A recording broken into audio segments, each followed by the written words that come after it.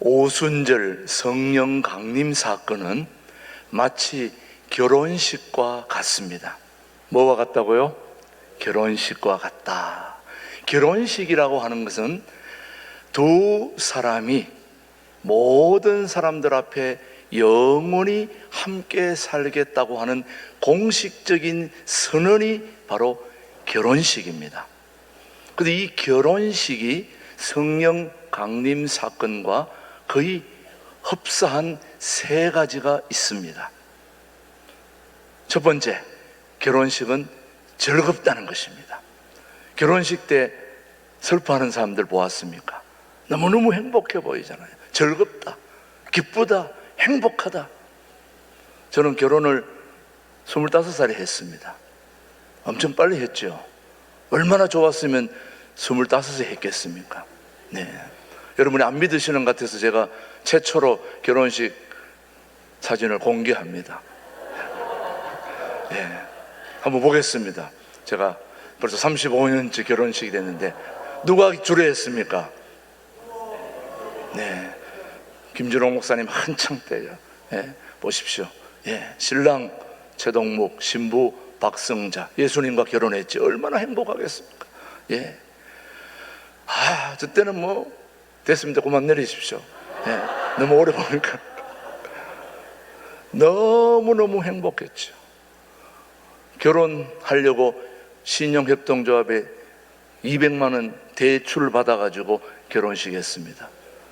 그때 죽 먹고 있을 때니까 뭐 돈이 있습니까?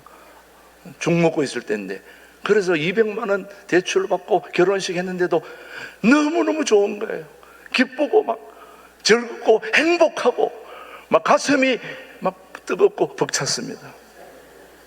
근데 왜 웃으십니까, 여러분? 너무너무 마치 성령이 우리와 함께 하시고 만났을 때가 이랬다는 겁니다.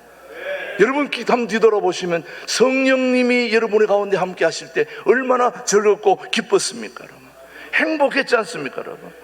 너무너무 즐거운 거죠. 성령님이 우리 가운데 함께 하시면 놀라운 일이 벌어지는 거죠. 행복하지요, 즐겁지요, 기쁘지요, 여러분.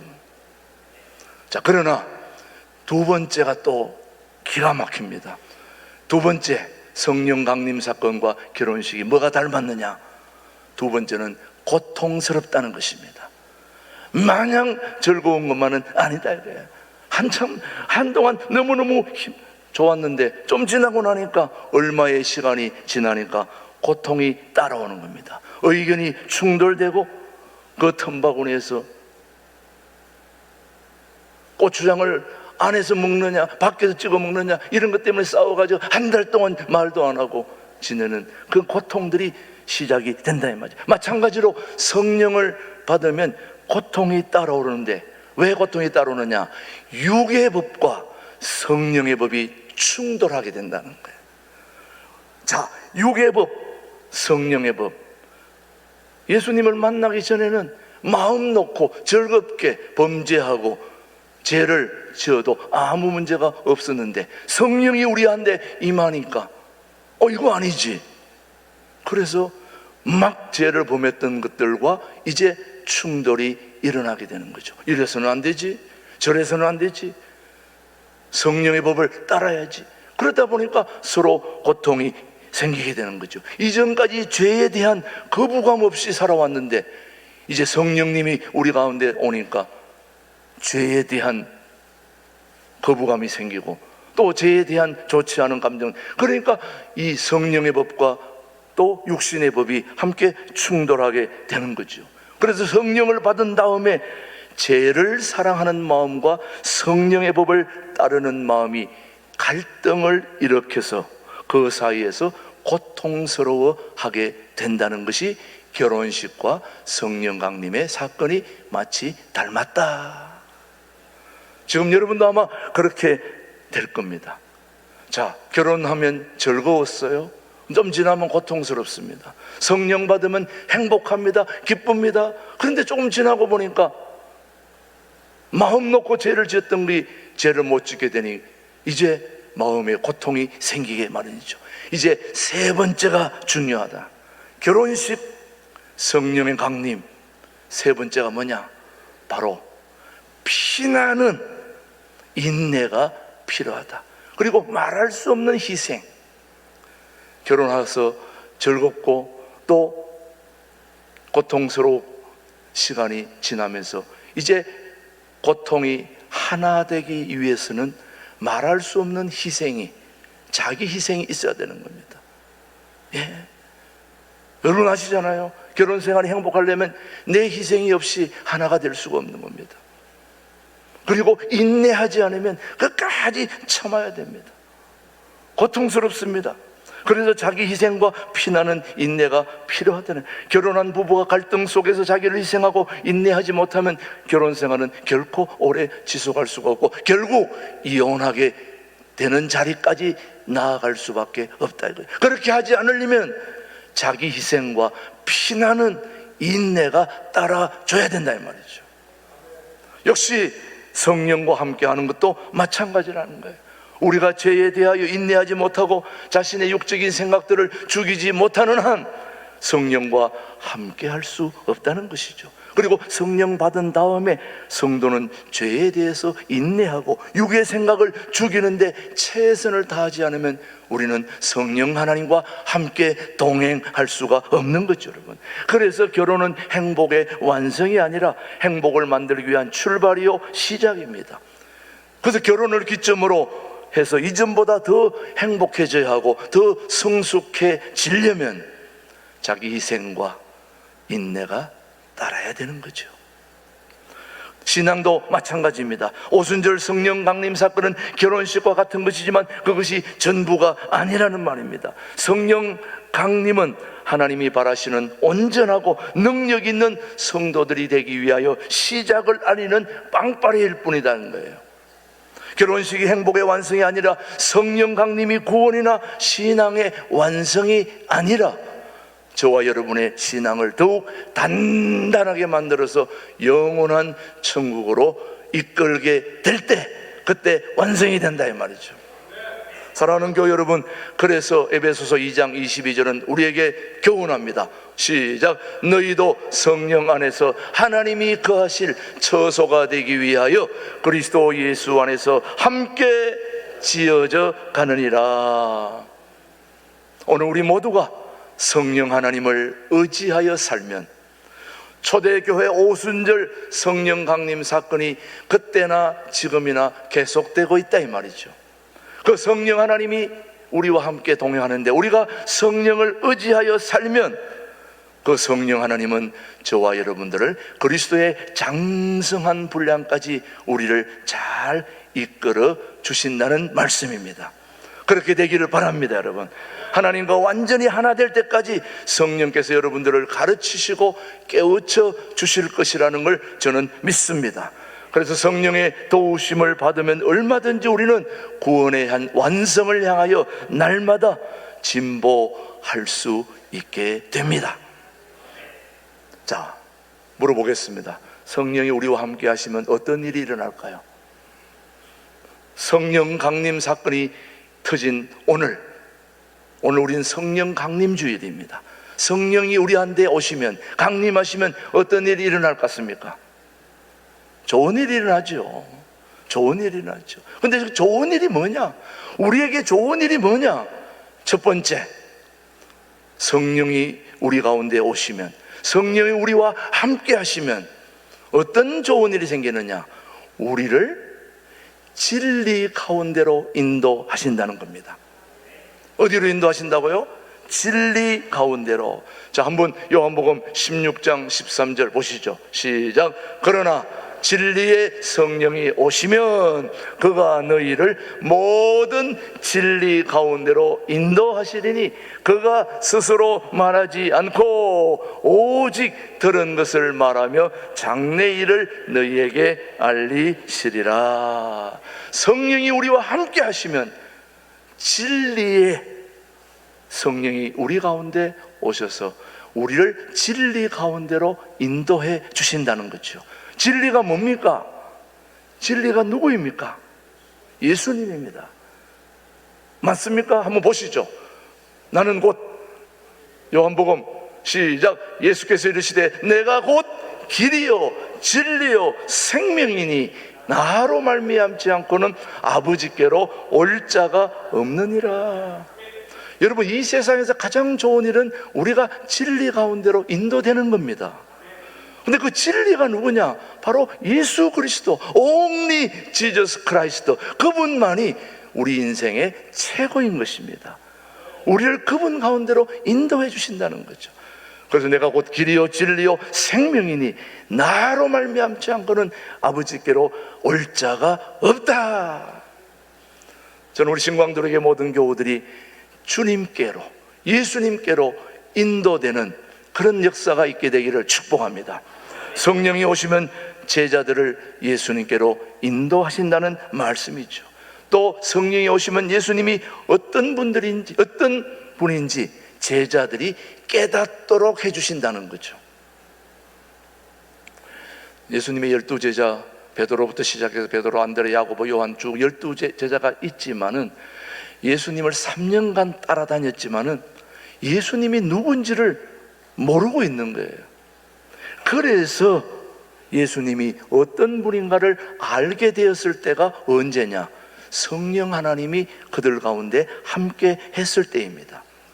그 전까지는 제자들이 예수님은 이적을 일으키고 보리떡 5개와 물고기 2마리로 5,000명을 먹이고 이적을 일으키고 병자를 고치고 이런 능력 있는 사람으로만 생각했지, 이 예수님이 구원자라는 사실을 알지 못했던 겁니다. 여러분, 병자를 고치고 또 이적을 일으키는 이런 일들은 세상 사람들도 할 수 있는 일들이에요. 그러나 구원의 문제만큼은 예수님 외에는 그 어떤 사람도 이룬 적이 없어요, 이 세상에. 우리 예수님은 구원자이십니다. 이걸 누가 가르쳐 주느냐? 성령 하나님이 알려주신다는 거죠. 제자들이 이런 신앙을 가지고 있었는데 예수님이 이것을 아시고 성령이 오셔서 예수님이 어떤 분인지 깨닫게 해 주셨다는 말씀이죠. 자, 한번 요한복음 14장 26절입니다. 시작. 보내실 성령, 그가 너희에게 모든 것을 가르치고 내가 너희에게 말한 모든 것을 생각나게 하리라. 자, 진리의 성령이 오시면은 어떤 일이 생기느냐? 우리를 진리 가운데로 인도하고 예수님이 지금까지 말한 것을 다 생각나게 해주신다는 거예요. 저는 여러분들이 생각나야 될 것들이 과거의 역사나 또 지금까지 여러분 지나온 과거의 삶이나 이런 것들도 중요하고 필요하지만 진짜 중요한 것은 예수님이 여러분에게 어떤 말씀을 하셨는지 그 말씀이 생각나야 진짜 예수님의 제자들이다 이 말이죠. 그 말씀이 생각나는 게 언제 생각나느냐? 진리의 성령이 오시면 생각나기 때문에, 그래서 진리의 성령을 사모해야 된다는 말씀이죠. 여러분, 밖에 나가서 전도지 돌리고 또 전도할 때에 여러분이 무슨 말을 해야 될지 생각이 나지 않을 때에 여러분을 도와주시는 분이 바로 성령 하나님이십니다. 내가 무슨 말을 할 때에 그 말이 어떤 말이 돼야 될지를 우리가 잘 모르고 갈 바를 알지 못할 때에 하나님이 이 말을 하라고 알려주는 게 성령 하나님의 하시는 일이라는 거예요. 성령이 우리들을 인도해 주셔야 또 우리도 그걸 경험해야, 그래서 제자들이 성령이 오시고 나서야 예수님이 누구인지를 진정으로 깨닫게 됐다는 거죠. 여러분 알다시피 베드로가 한번 설교했을 때 3,000명이 회개했습니다. 이게 베드로의 능력입니까? 베드로의 노하우요? 베드로의 은총입니까? 이거 누가 한 겁니까? 베드로가 3,000명을 예수 믿게 했는데 그게 누구의 능력이냐 말이죠. 베드로의 실력입니까? 그의 능력입니까? 성령님이 오셔서 예수님이 구세주라는 사실을 깨닫게 해 주신 거죠, 여러분. 그래서 저도 설교하러 앞에 나올 때에 이 제가 얘기하는 게 성령님이 도와주셔야 이게 말씀으로 여러분에게 전달되지 그냥 얘기한다고 전달되는 게 아닙니다. 오늘도 저는 올 때 하나님, 제가 설교하는 이 말씀이 하나님의 말씀으로 들려질 수 있도록 성령 하나님 도와주십시오. 예수님이 하나님의 아들인 걸 알게 해주십시오. 예수님이 구원자라는 사실을 알게 해주십시오. 성령 하나님이 진리 가운데로 우리를 인도해 주신다는 사실을 저들로 하여금 알게 해주십시오. 그래서 여러분, 설교자가 성령님이 함께 하지 않으면 그 설교는 공허한 세상에 연설받게 되지 않는 것입니다. 그 설교와 연설은 하늘과 땅 차이입니다. 연설은 좋은 말이고 사람들을 감동시키긴 하지만 구원에 이르게 할 수는 없는 것입니다. 그러나 설교는 좀 말을 더듬고 실수하고 잘못해도 그 설교를 통해서 구원의 역사가 일어나게 되는 이유는 성령님이 함께해 주시기 때문이죠. 그런 진리의 말씀이 우리 강단에서 선포될 수 있게 되기를 축복하는 거죠. 저는 우리 유치부, 아동부, 중고등부, 청년부 지금 맡은 우리 교육자, 또 교육사, 또 우리 교육위원장, 또 우리 선생님들 다 일부 예배 지금 나와 있습니다마는 어린아이들을 지도할 때에 율동잘해서 또 아이들을 위해서 뭐 프로그램을 잘 준비해서 그래서 아이들이 구원받는 게 절대 아닙니다, 여러분. 반드시 율동 프로그램 다 필요하고 다 소중합니다만은 그거는 아이들을 구원하는 일의 하나의 통로로 쓰임받을 뿐이에요. 진짜 중요한 거는 바로 그런 율동이나 설교나 또 다른 프로그램을 통해서 진리의 말씀이 아이들에게 바로 전달될 수 있도록 해주시는 것은 성령 하나님의 역할인 것입니다. 그걸 기도해야 되는 거예요. 그걸 기도하고 나가야 온전히 아이들에게 열매를, 구원의 열매를 맺게 된다는 말씀이죠. 그거 명심해야 됩니다. 그래서 우리 선생님들도 교육자들도 일부 예배 다 나와서 온전한 예배를 하나님께 드려야 되는 것입니다. 그래서 거기서 구원의 역사가 내게 먼저 일어나고 그 구원의 역사를 아이들에게 전달시키는 게 우리 교육자, 교사, 교육사 된다는 말씀이죠, 여러분. 자, 고린도전서 12장 3절 한번 보시죠. 정말인지 시작. 그러므로 내가 너희에게 알리노니 하나님의 영으로 말하는 자는 누구든지 예수를 저주할 자라 하지 아니하고 또 성령으로 아니하고는 누구든지 예수를 주시라 할 수 없느니라. 여러분, 성령님이 함께 하시면 절대로 예수님 주라는 말을 입에서 뱉을 수가 없습니다. 저는 지금까지 교육자로서, 목회자로서 수많은 장례식과 또 병상에 또 기도하러 다녔지만은 제가 제일 중점적으로 설교하고 또 병상에 가서 기도하는 게 구원을 위한 것입니다. 왜냐하면 죽으면 천국 가든지 지옥 가든지 둘 중에 하나가 선택이 되거든요. 가장 중요한 게 그 영혼이 구원받는 거거든요.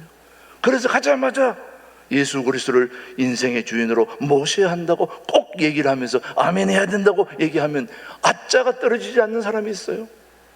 어떤 사람은 하자마자 아멘 하는 분이 쉽게 아멘 하는 분인데 그 쉽게 아멘이 안 나옵니다. 그게 아멘을 연습한다고 되는 게 아닙니다. 수없이 반복시킨다고 아멘이 나오는 게 아닙니다.